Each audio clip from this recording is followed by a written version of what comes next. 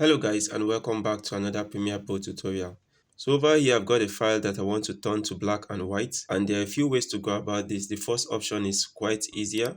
You just need to come over to your effects panel over here and search for the black and white effect.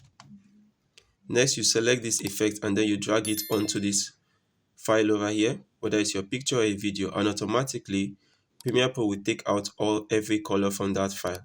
Now with this option, you can't really make much adjustment to it. So the second option, so I'm just going to go ahead and delete this so I can show you the second option. Now the second option will be for you to move over to your color panel over here and scroll down to saturation. You take your saturation from 100 to a 0%. The next thing you want to do is to come over to contrast and increase your contrast.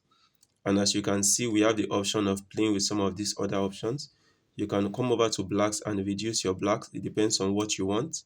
You can also reduce your whites to add more effects to it. And basically that's it guys on how to create the black and white effect. I hope you found this tutorial very useful. If you did, kindly subscribe to my YouTube channel and don't forget to drop your feedbacks in the comment section. Thank you and see you in my next video.